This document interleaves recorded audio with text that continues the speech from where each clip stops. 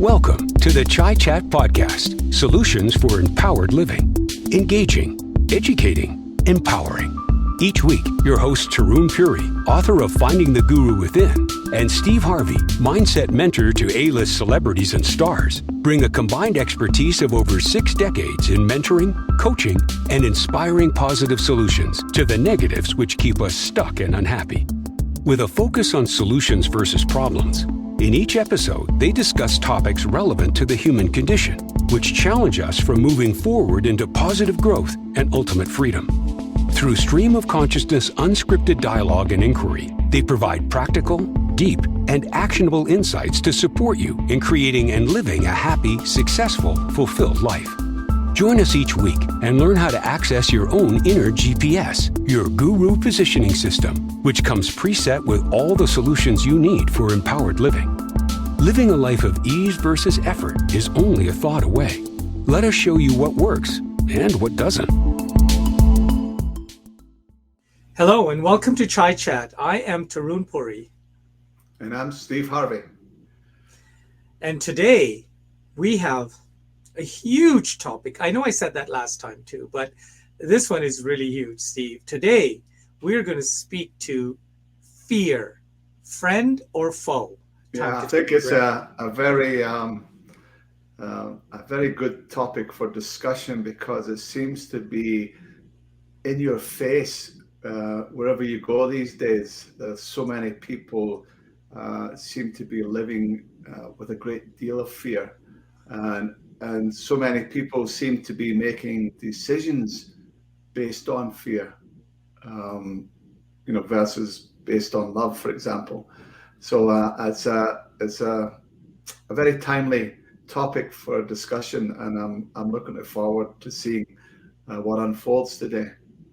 I think our planet has basically been a planet of fearful individuals. I mean, I look at the bigger picture again. You know how I love to look at the macro picture, the history, and I see that so much of what we have done has been motivated by fear.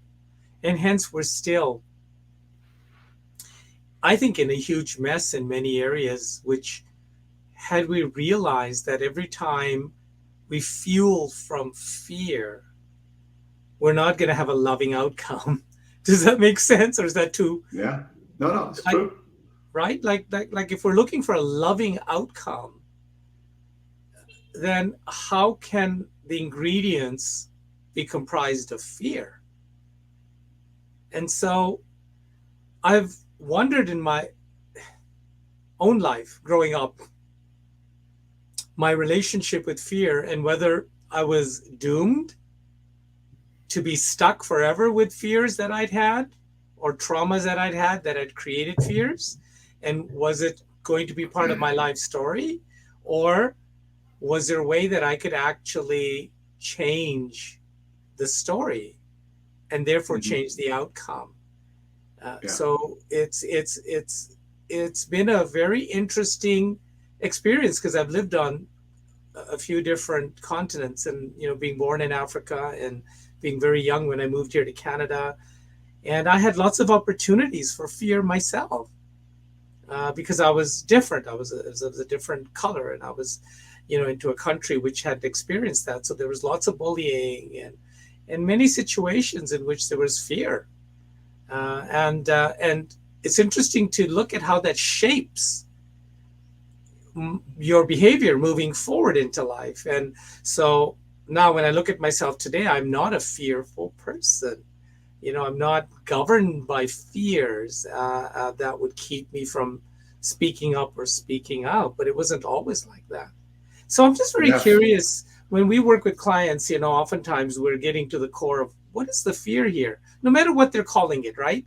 They may be talking about X, Y, or Z, but if we can work whatever situation they're dealing with, whatever feelings they're dealing with, back to the two roots that most feelings and emotions of the human consciousness come to, which is fear or love, then we can begin to assist, because now we will know where the source is of that energy that has created the conflict, the despair, the depression, the anger, the resentment, and all the other things that accompany fear. Yeah, how do we prevent fear from controlling us? Because, I think really there's only two causes, and that's the thought of losing what you have and the thought of not getting what you want. Okay. So really what you're telling me is a loss of what we perceive to be control. Yeah, the illusion of control. Well, yes, Yeah. it's a sticky subject because Yeah. when I get into control mode, or when I see somebody else being into control mode or controlling behavior, guaranteed it's not coming from love. Yeah. Right? If I was to work it backwards, guaranteed that at the source code of that behavior would be in a fear. And look at all the different ways that fear manifests. Insecurity, Yeah. right? Not belonging, Yeah. non-acceptance. We had a whole discussion around acceptance, the gift of acceptance. But when we look at how about our own acceptance, I think biologically, of course, we are programmed to be parts of the tribe in the group. So where we feel we don't belong. So let's put it the other way: rejection, abandonment, betrayal, isolation, Mm-hmm.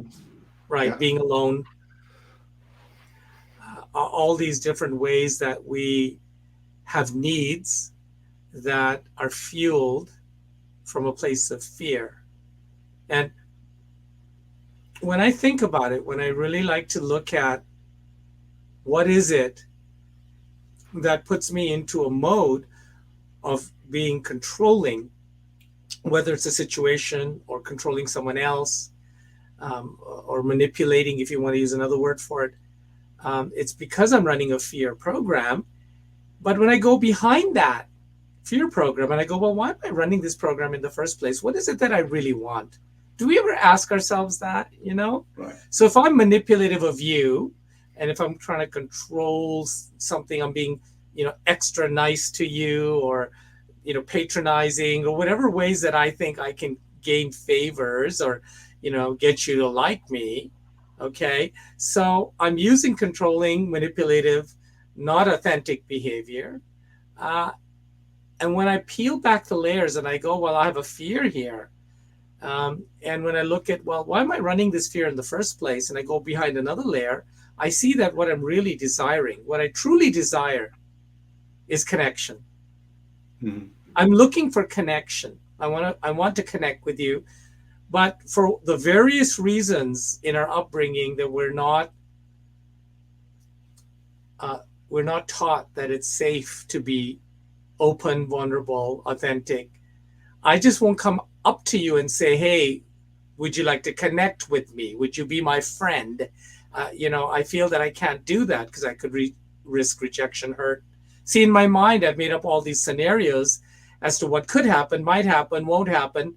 And of course, who am I anyways? And would I even be worthy? It's like the kid at high school dance that sees a good-looking girl across the other side of the room and runs all these stories about if he goes and asks her to dance, she's going to reject him, she's going to laugh at him, and based on that story that he is creating in his mind, that's right, he stays standing put against the wall while everyone else goes over and dances with it. That's right. And then he may create a situation, get a friend or get her friend into some kind of a dynamic to get to her. And you see all these games that we get into in order to get what we desire through controlling and not being authentic, not being honest, because it's fear driven. Rather than take the risk, if you want, let's use that word, of just going up and say, hey, will you be my friend? Right? And if you say no, okay, let's go then. Then you say, well, okay, true, and that's really easy for you to say, but how many times can you take rejection, right? So we have to look at that, fear of rejection. Steve, what is rejection anyways? How do you see it? Well, really, I don't think anyone can reject us. That's our job. Just like no one can accept us. That's our job. Mm-hmm. And we've spoke about it in past episodes now, but it's a gift of all our mirrors. Where are you rejecting yourself? Where are you not accepting yourself for who you are. And as long as you don't accept yourself, you can't expect other people to. So I don't think we really can ever be rejected, but that's a fear. And I think when we come back to it and look at, what is fear? I think it's the assumption that you're about to experience in the future, either through your imagination or through your senses, more pain than pleasure, more drawbacks than benefits, more challenges than support, more disadvantages than advantages. And it's a lopsided perception, and the exact opposite of that is, when we're living in the fantasy, we think we're going to experience again in the future through our imagination or our senses, more pleasure than pain, more support than challenge, more advantages versus disadvantages, positives versus negatives. Again, it's just the flip side of the coin, and they're both lopsided perceptions. So whether we're running the fear or the phobia or the fantasy or the philia, they're complementary opposites, and they have to coexist. And when we can embrace them, when we can equilibrate our lopsided perceptions and bring them back into balance, then we can dissolve them, and all that's left is love and gratitude.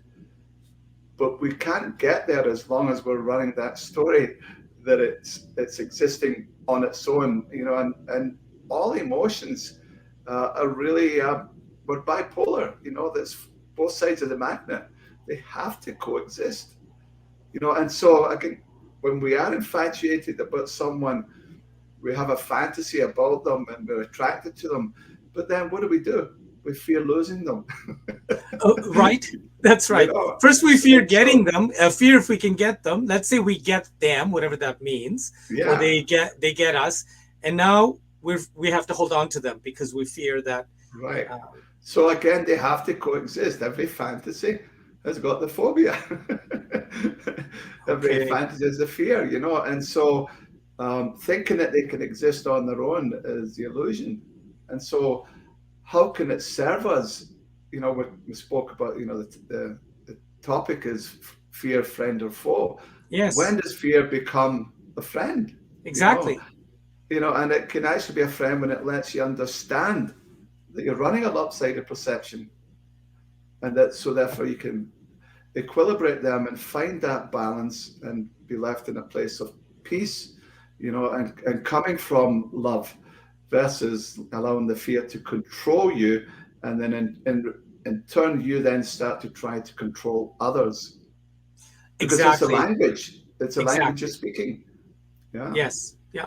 Well, and we can accuse others of trying to control us. Isn't that interesting? Again, when we look in the mirror. Yeah. Right. But if we're really honest, as you said before, with rejection, if I'm fearing your rejection, then obviously some part of me has rejected myself.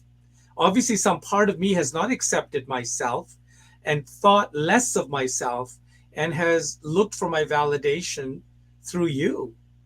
So that's talk about giving. You think right? The other person's opinion is more important than your own opinion. Right. Well, yeah. So I've given you the power to make me rejectable or not. Right. It's like giving you one of those stamps, that says reject. Okay. Yeah. And interestingly enough, as long as I keep on running that story, then I will constantly reinforce it. I will get first, second, third, fourth, fifth rejection in a row because it's how I feel.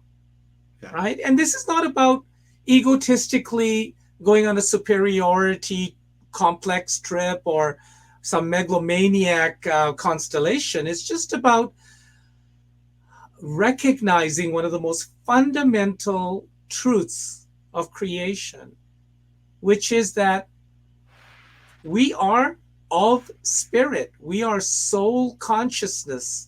And as we're made of that very same essence that we can loosely refer to as creator or creation or God or intelligence or nature, okay, intrinsic to that, the material that we're made out of, intrinsic to that is our worth. In other words, our worth, our self-worth is intrinsic. it cannot be separated out. Just like you cannot separate out the scent of a rose from the rose. Yeah. Have you ever seen a rose? Have you ever seen a rose, wonder if it's smelling rosy enough? Right. Have you ever seen a rose be concerned that, Okay. Will I be itself accepted? to another rose? Yes, right? Like it was said, a rose is a rose is a rose, It's a right? rose. Yeah. In all of nature, intrinsic to everything in nature are the qualities that nature has imbued. So I have found that one of the biggest errors we make that leads to a lot of fearful behavior gets tied to the concept of self-esteem. And it's a psychological term. And how many times, can we work with a client or a friend or a family member, and maybe we can build up their self-esteem, after careful and very guarded practice, and just for them to walk out the door and have the next person they run into say something about them, their weight, their hair, their whatever. And how long does it take for that self-esteem to get deflated, right? It's on such a fragile shelf there, on the edge there, that it is very, very vulnerable to attack or to somehow be deflated. And whereas when it's your self-worth that you anchor to, I'm talking in my language, that's to your soul consciousness, the knowing that I am a peaceful, divine soul, a being of light, whose sovereignty, whose essence is more than enough. There, I've said the word. It's more than enough. Not even enough. It's more than enough. If I can anchor to that, I think most of my angst, my worry, and all the fears and the derivatives of that would just simply dissipate with the light of that realization. So what has your experience been? You have such a huge experience of working with, everyday simple people like me. And then you have all those A-listers and those huge, very successful financially and otherwise with their talents. You've worked across the world. Do they, I've been wanting to ask you this anyways, they must feel like they're more than enough. I mean, they've got money, fame, fortune, nice cars, everything I'd like to have, So, I mean, they must obviously be knowing. And I mean, the proof is there. Some of them have Oscars. Some of them have whatever, right? Fortune 500. I mean, whatever we consider to be an external validation. So honestly, tell me without names, it would be nice to have some names, but what has the observation been? Well, my observation has been that the most common topic of discussion is that I'm not enough, which even surprises in those circles? you. Yeah. Even in those circles. And that's why I say there's no new thoughts. They're all recycled. It doesn't matter who it is. Most people are running the same stories. And, they say you're only as good as your last match. You're only as good as your last Oscar. You're only as good as your last Grammy, But they still have the same insecurities. And as long as people look outside of themselves for validation, it's a recipe for disaster. I once read in a book where someone said, I have 0% of my self-worth invested in whether you like me. And wow. I thought, wow, what a place to be, Wow, to have 0% of your self-worth invested in whether someone else likes you. Which is truly being centered in the self. That's truly acknowledging that you are spirit and you're part of the divine. And how can the divine be anything less ever? Yeah. It's like we're saying, hey, God, you did a good job with her. Not bad with him. But what were you thinking when you came to me? Right. Right. Yeah. And it's like, you know what? I think you need a break. But there are no mistakes in nature. and everything is complete, whole, and perfect, and everyone is complete, whole, and perfect until we come along with that story. And based on that story that we innocently believe, we then start to believe the story that I'm not enough. And then what do we do? How do we live a life when we believe that story? How do we go out to try and prove our worth? The manipulation, the controlaholism, trying to get people to see, to love and appreciate and understand me and accept the workaholism. me. Yeah. Look at the workaholism in order to be successful, right? Right. No one can accept you. That's your job. And no one can reject you. That's your job. So it doesn't matter, what walk of life people come from. It's the same stories. And that surprised me when I first started working in that arena, because I was like everyone else, running the infatuation. Sure, some pretty big names. You realize that, they're not different, and it's beautiful to have that then, to have that heartfelt connection with people, that you're not putting them on the pedestal. Yes. Because let's face it, you say there's some real big names, but if I was putting them on a pedestal, maximizing them relative to me, then why would they ever listen to me? That's right. How could I ever support them and assist them on their journey? So instead of putting them on the pedestal, I've got to put them in my heart. And only then can we be there for one another, and to see that whatever I can recognize in them, know for a fact that I've got it myself. I've got to own it and acknowledge it in myself, and then ask, how does it serve me? And how does it serve others? And how does it serve them that they're running the story that I'm not enough? What's the benefit in that? But as long as we see it only as a drawback, as long as we see their fear of putting themselves out there, but as long as we only see that as a drawback without seeing the benefit, then they'll remain stuck. They'll never step out their comfort zone. And so many people have lived their life in that comfort zone. Or I want to call afraid to really live the life of their dreams. And I think that's the number one killer on earth, is people not living their dreams. I really call it, to be honest, the discomfort zone. But I stay in it because it's familiar. Right? I mean, it's familiar, but it's really not. It's like when people say, well, I'm investing in my security. And I go, no, you're not. You're investing in your insecurity. Right? Like let's look at our languaging and start using more honest words, right? Yeah. So really, okay, I think we've kind of hit on to a very core quality here. Yes, there are many derivatives that we could talk about here with fear, and the positives and the negatives, and how worry is an aspect, and resentment and competition and control. But really, I want to kind of go a little bit deeper and share with you. As we were talking here, I got reminded about some years back when we were running retreats. One of my favorite things to do is to have 2-day, 3-day, 4 or 5-day retreats. I love the intimacy of a retreat, and that we can be in a place where we can be out of time in a sense, and have not all our usual noise, chaos happening, so we can just be present.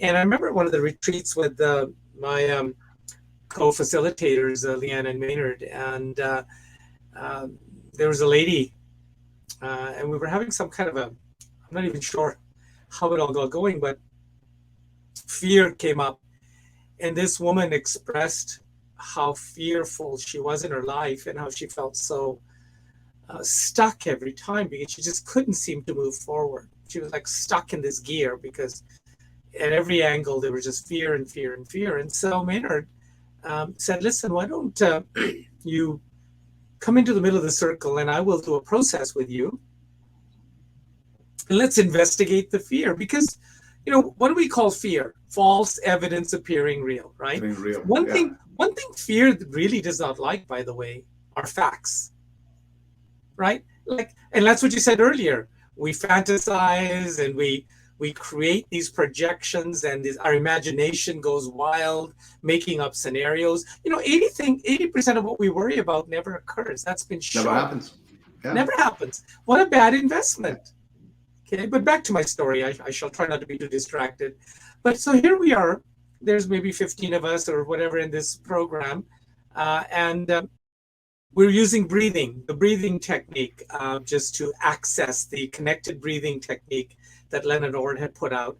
And through that, some guided dialogue. And we just had her go through touching in with all the images and feelings and thoughts that were connected to what she considered were fears in her life. And what we would do is that we kept on asking her to go one more floor below. Think of it as a high rise, but actually it's a high rise that goes the other way.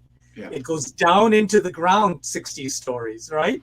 Yeah. So we would just say, well, okay, I understand that. And, you might not get that job that you've always wanted in that career. Okay. Or, okay, so breathe into that. And what is behind that? And what is behind that? And what is behind that? And to make a long story short, it was very, very engaging just to see this unlayering of what was fueling this whole frustration and feeling of being stuck and not being able to really move in life. Being paralyzed by fear, I think, is a very real term, right?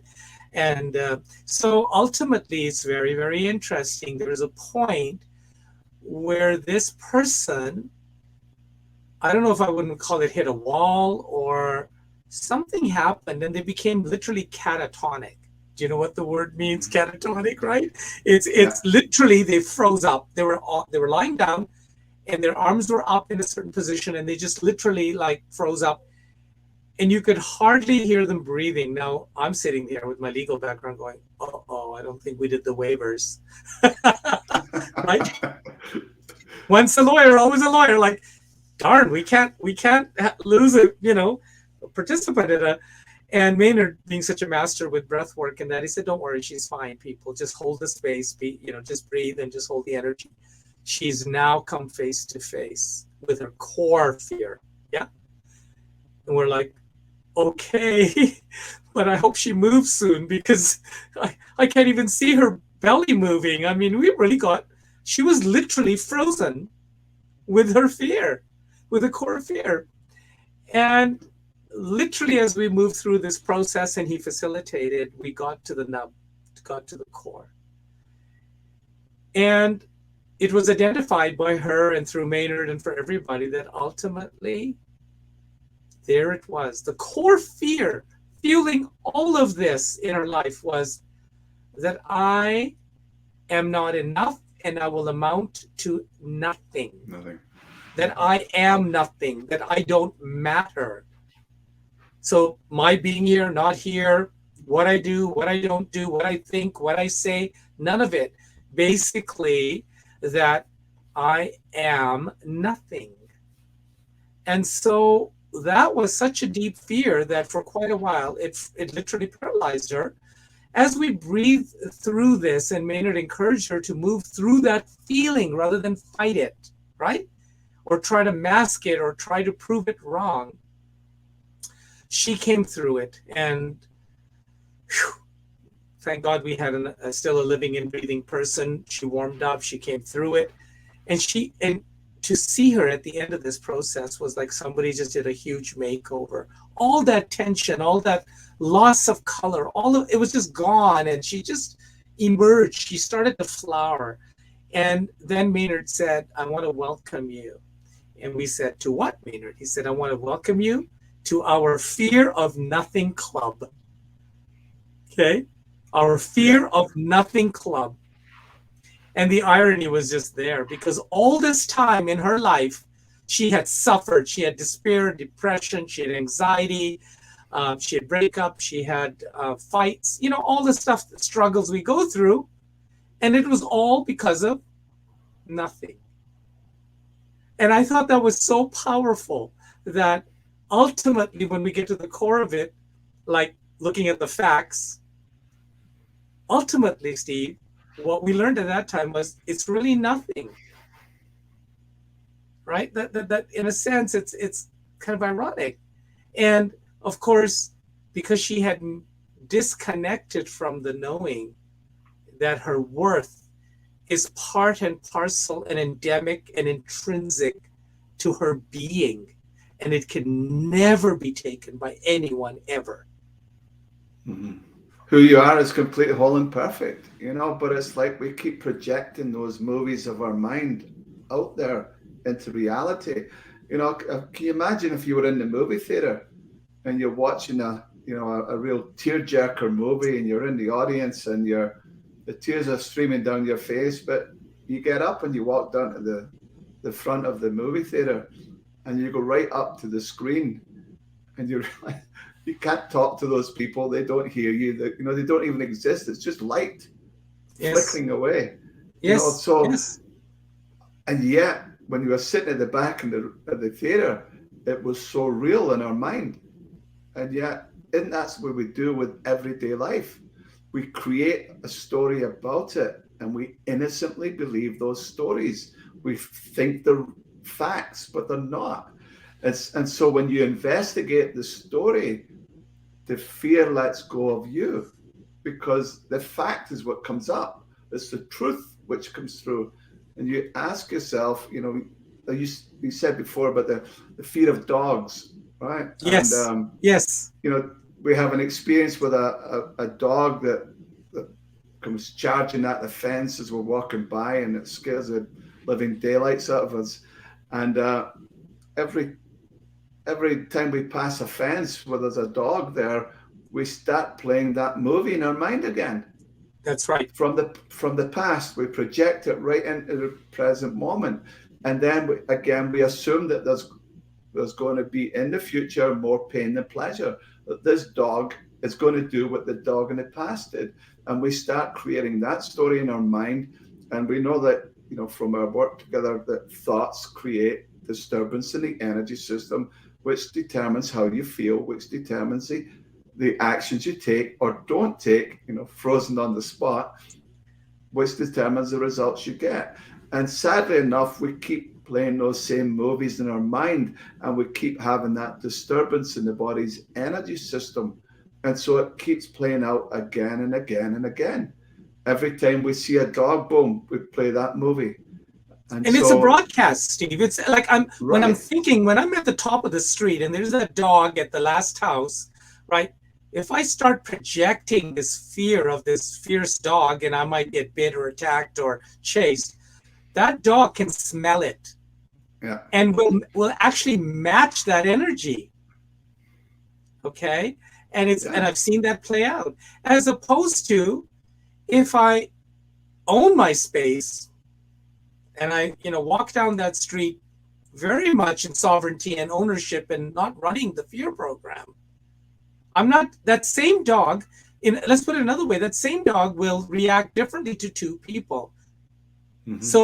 So is it the dog that's fearful, that is intrinsically an icon of fear, or is it what I am expecting to experience that the dog is just gifting me back, right? And so when I change my story and my energy, when I transform that fear, right? And then I could even change that into actually love or okay, maybe for some people who have that fear, it might take time, but I can actually become a lover of the dogs, because when I put out that energy, the dog will put that back, right? They're responding to what they're feeling and sensing. So you're right. Why would I have a trauma way back and then keep on playing it and repeating it and live a life of fear? Okay. And look at it sometimes when, as entrepreneurs, I mean, we take hits. We take hits all the time. And if we remained fearful, we would never, step into the office again. Yeah. Right? Like, why would I? Because, oh my gosh. Right? So there's something in you that says, and I guess that's where that courage, if you want to look at it that way, courage is a quality of the soul. And we can summon the gift of courage, you see? I think, again, going right back to our core theme and resetting, is to recognize that there is an inner authority that is so well equipped to govern and guide us. Because I can just hear it now as we were talking, and what you were saying there sounded good, but I don't know if it was idealistic. Like, look at the facts. Our world is in shambles right now. Okay. And there are a lot of people, there are a lot of people, afraid for their survival. I mean, they're afraid where the next meal's coming from. Everything has been fragmented. So you're trying to tell me now that they shouldn't be in fear?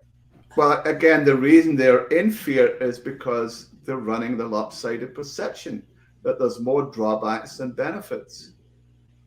But Okay. every event has got an equal benefit and drawback, including the present moment that we're in.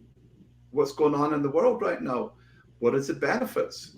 We've spoke about before, that there's been lots of people have lost their jobs, but they've lost jobs that they absolutely detested going to Yes. work on a Monday morning. And they hated the fact that they were spending so much time away from home, away from their family. And what have they done? They've now opened their own home-based business where they get to love what they're doing, work with people they love to work with, and they get to spend more time with their family. And so it took the event of, what's going on in the present moment to birth that new venture. But as long as we see that it's nothing but a drawback, that shuts down our energy and we can't even create the new venture because we're stuck on the blame game and the victimhood mentality that out there is, oh, it's terrible. It's all drawbacks without benefits. It's all disadvantages without advantages. And I say that's the cause of all our suffering. When we run the lopsided perception, it in turn ends up running us. But when we're able to balance our lopsided perceptions, we then come from a place of love and gratitude. And from that place, we can tap into that creative energy within us to birth something new. So you're talking here about replacing the fear maybe with another F word, which is faith, right? So what I'm hearing here is that where has our faith gone, right? Where is it that we're so quick to throw the baby out with the bathwater? So life around us has changed. And I guess we know in nature that storms happen, earthquakes happen, fires happen. Does the forest sit in fear? Okay. And does it go into depression or does it lose faith? Or does it know somehow that out of that whole process will be an amazing regeneration, right? A renewal, if you will. Mm-hmm. So what keeps us from looking at this whole situation now? In other words, I'm trying to translate into a little bit more of a practical as an opportunity for renewal. And if I take that journey without distance, which is just for a moment, instead of looking out there, look in here and ask my inner guru from a place of faith to have my safety looked after, to have my needs looked after. What might be the outcome of that? And just to sort of finish off that thought is that here's what's interesting. I fall into the trap. I will suddenly get a wave of fear hit me out of nowhere, and I'm like, whoa, what's that falling yucky feeling? Or why am I feeling extra this or that today? But when I take a moment and talk about facts, when I do a review of my life and the myriad of times in which there was worry and things weren't going my ways and things went sideways and upside down and inside out, and it involved people, it involved money, whatever, okay? Somehow, I was always brought through it. Somehow, the support always showed up, whether it's money or food or time or energy or whatever it was. So I have this tremendous amount of evidence, if you will, that over the last so many decades of my young life, as it is, I'm gonna get those in sometime. After all those decades, that all that I worried about never really got the better of me. That somehow I'm still here, looked after well, right? And yet the fear still wants to run. So I hear what you're saying, that somehow, um, I mean, I understand that the positive part of fear in the human consciousness is, and it's what the ego oversees, is what I call the intelligence, planetary intelligence.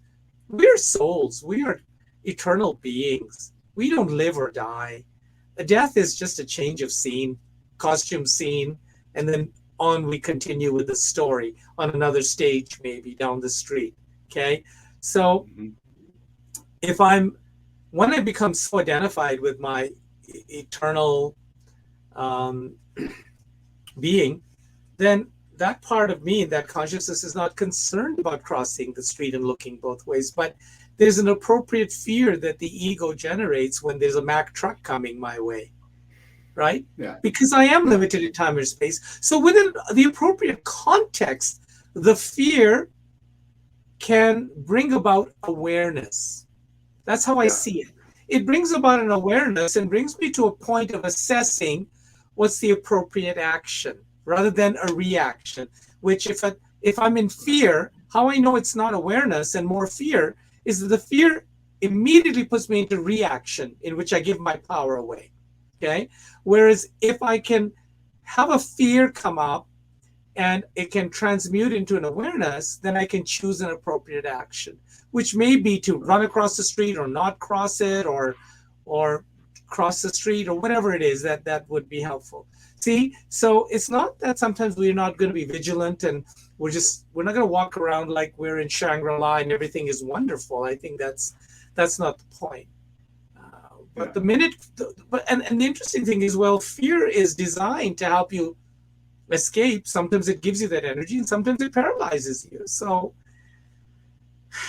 yeah, I think, the secret is, when you find yourself afraid, is to go within and find what is the core belief and ask yourself, is it true that I need to be fearful in this situation?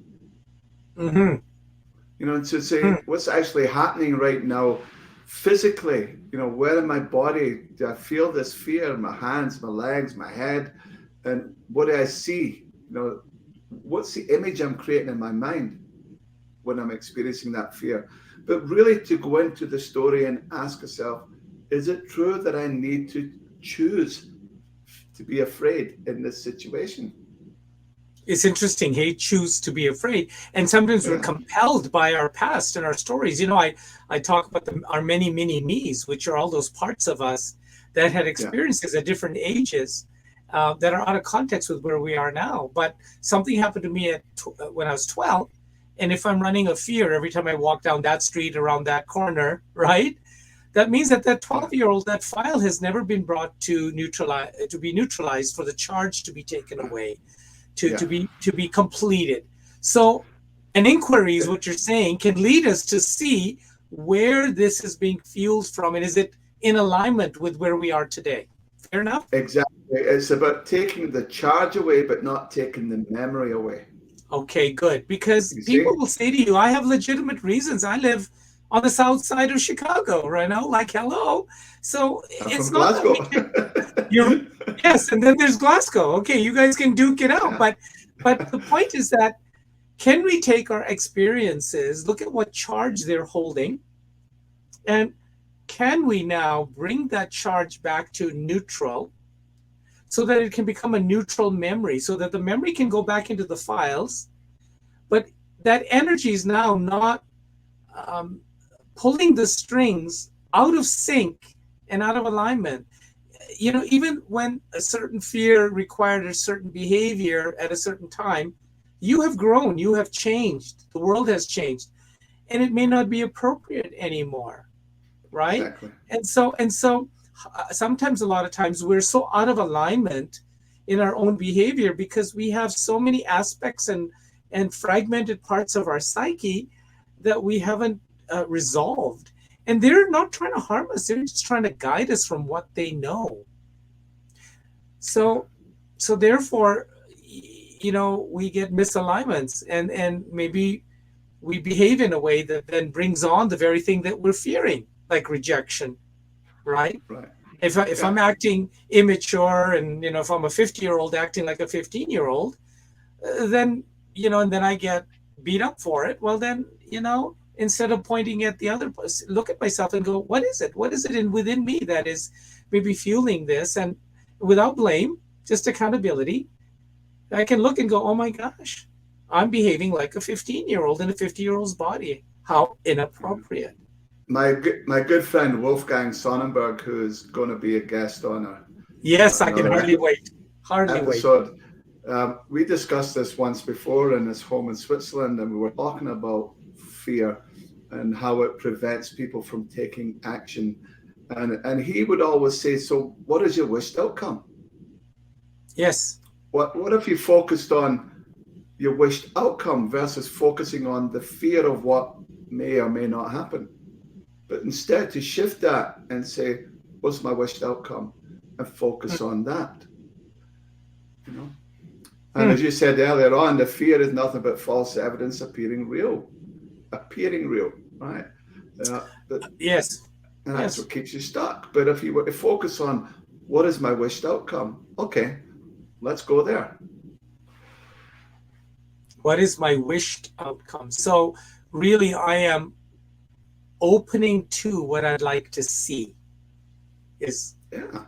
right, as opposed to closing off because I'm afraid that. Right.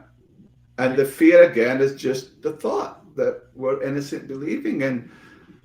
I mean, I think there's no better way to scare yourself to death than believing untrue thoughts. It's a scary place to live. So we come back and we investigate those thoughts and say, is it true? Can I absolutely know that without a doubt? Where's my proof? The dog 12 years ago, and now I see another dog as I'm walking down the street. Can I absolutely know without a doubt that dog is going to run after me and bark at me the way the dog did 12 years ago? Exactly. No. How does it make me feel when I believe that story or that lie? Scared, terrified. Yes, of course. And as you said, then the dog can smell it a mile away. And then how does the dog react? It brings up fear in the dog that there's danger, right? Right. And so who would you be without that thought walking down the street? And let's bring it a bit closer to home. So when we enter a relationship, we're back to that topic. Yeah. With fear. So first of all, I fear whether, the other's going to want me or not, or like me. And let's say, okay, so it gets resolved that they want to be with you. Then what happens? Because there's fear running. Then the next fear comes into place, right? Which is, they're going to leave you. Yes, right. Am I going to lose them? They're going to leave me. They're going to not. They're going to realize they made a bad decision, and so fear begets fear. And I think this is where it's a good time to talk about having a mindfulness practice. So what does that do? Yes, it reminds us of all that's possible to be here and now, right? And that when we're practicing mindfulness breathing, for example, and meditation in the here and now, there is no fear. Yes, it cannot be present in the present. No. It just can't. Fear is a projection from the past into the future, usually. Exactly. That's exactly. Yeah, and it means that I ask a person, so where are you when you're running the fear program? You're not even here. And when I'm not here, I'm powerless because my solutions are in the here and now, because spirit creates in the present. It doesn't know the past or future. Yeah. Right? So the mind. That's where most people spend their life living in the past or the future. Mm-hmm. And they're not present. And we both know that the present moment is a present. It's a gift. the present of the presence. Yeah. And so when we can remember to be mindful and just step and when you feel that you're in a state of fear or anxiety or whatever, just stop and focus on breathing in and breathing out. Be mindful of the breath entering and leaving your body. And in that moment, those fearful thoughts will just start to dissipate. Because the first thing that changes when we have a fearful thought is our breath. Yeah. We go, Yeah. and I stop breathing, right? Like, And you okay, know what happens so when you stop breathing? yeah, it can be detrimental to the health. I've heard that, Yeah. it's not recommended. Breathing is not optional. So if I go in and I actually approach it from a very practical manner of saying,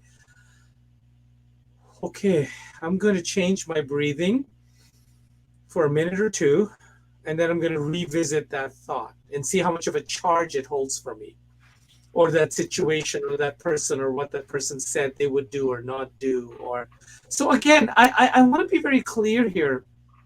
Sometimes there is a clear and present danger. It's just that for us to be able to assess the situation from a centered and grounded place and choose to act and not react is where empowerment and solutions are. Okay. Yeah. It's not, again, I want to kind of go back to my martial arts, because a martial artist, to be effective, cannot be in fear, right? They have to, in split second, be able to assess what's happening, what's coming, and how to respond to it. You see, and to do that, they need to be centered and grounded and have faith in that their ability, right? So it's a Isn't that the practice. same in business? Yeah. Okay. Yeah, absolutely.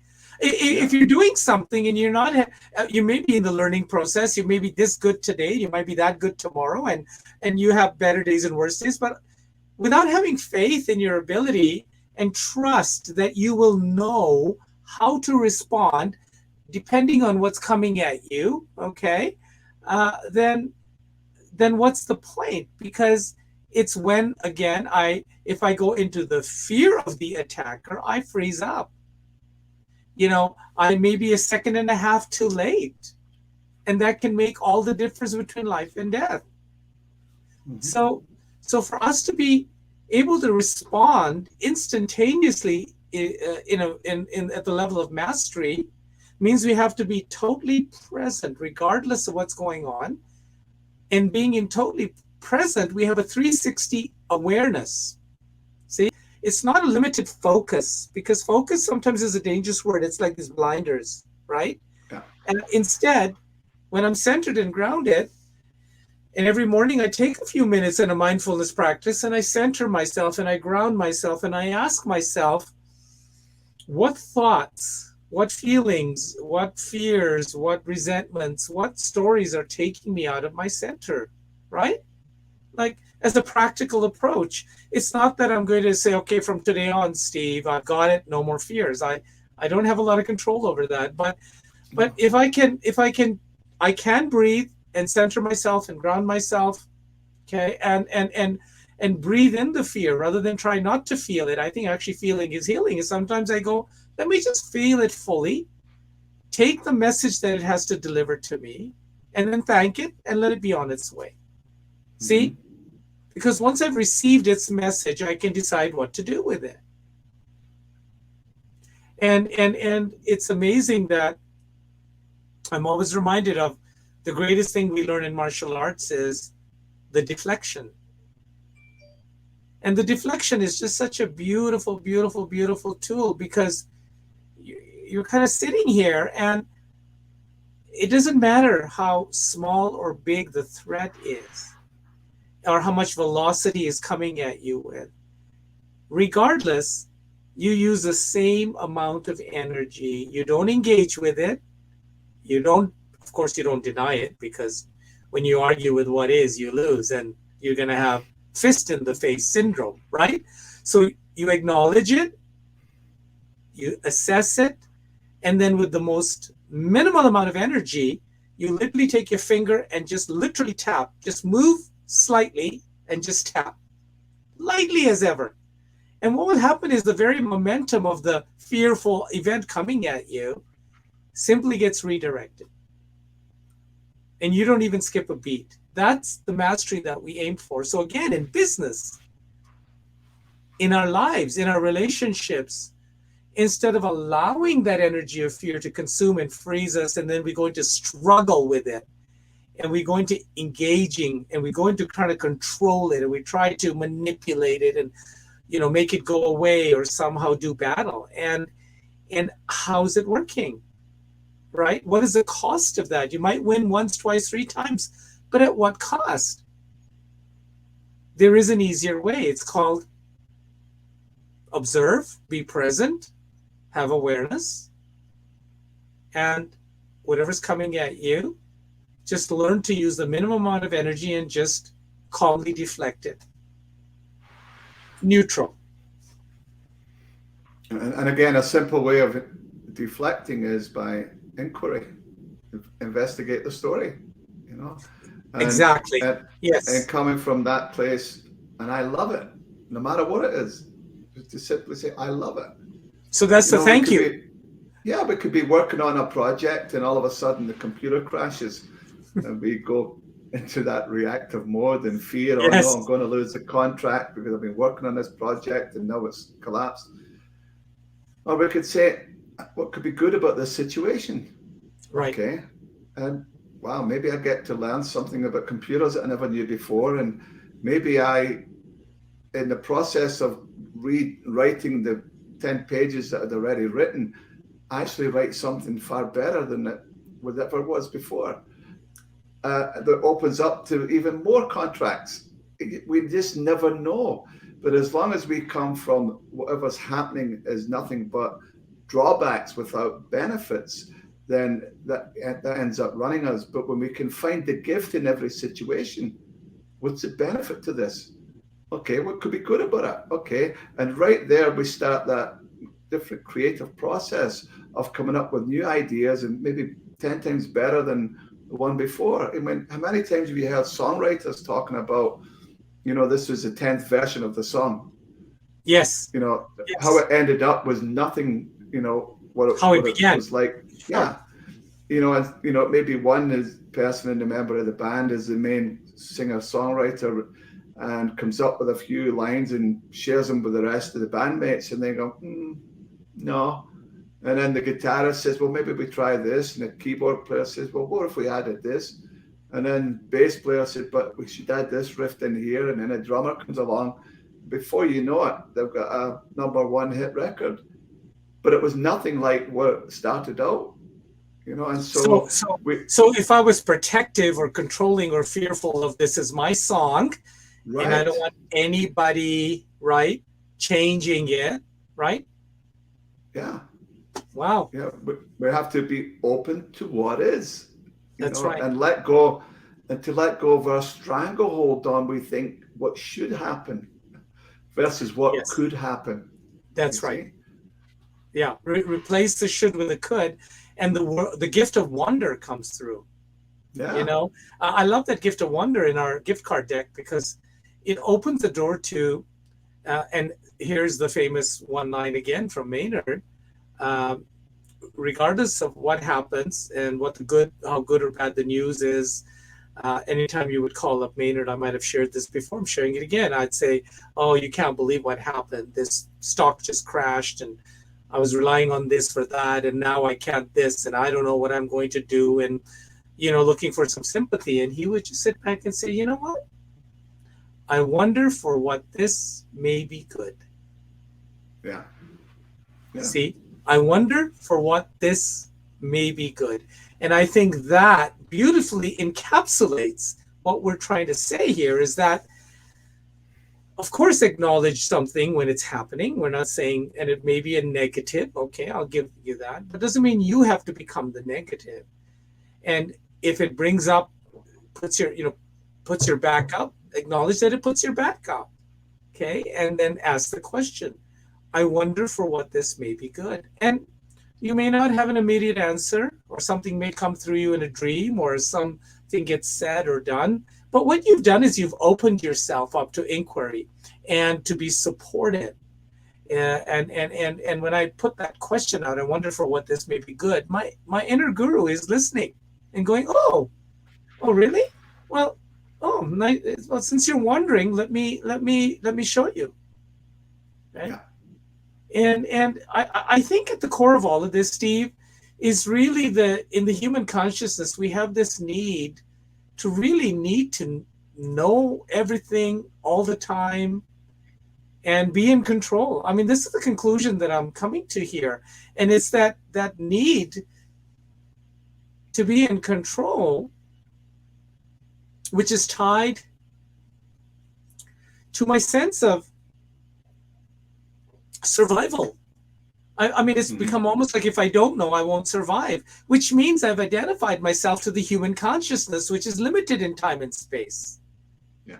And I have forgotten that whether I know or not know, it's not indicative of the survival of who I am, because I'm already complete and whole. Okay. So it's almost like a need to collect, gather, whether it's knowledge or information or books or music or whatever it is. We tend to want to almost own and gather and collect to feel like somehow that we're someone or that we have some kind of say in our lives. Whereas we learned very early on when I was taking my training in energetics and spirituality, the teacher said something very interesting one day. They said, you know, people go on this spiritual quest and they're really trying to value something by how much more they are getting. So let's say there's a weekend seminar and I promise that if you pay me $10,000, I'll give you 600 new things for your spiritual growth. And you think, well, let's see, 600 into 10,000 per technique. That's a pretty good value. I think I'll go there because I'm going to get all of this. You see, again, this greed, this need, right? And the teacher said, and really, actually, spirituality and spiritual growth is the opposite. It's not about accumulating or learning more or getting more or knowing more. It's about shedding. It's literally about shedding the layers and layers and layers of that which we are not. And in my book, I talk about that principle, which is called neti neti, means not this, not this. So one way to get to enlightenment or to know who you are is to learn who you're not. And I think that's what we're doing on this planet sometimes. We're having an experience and we're realizing the limitations of that experience and how I thought it was going to liberate me, but instead it has limited me.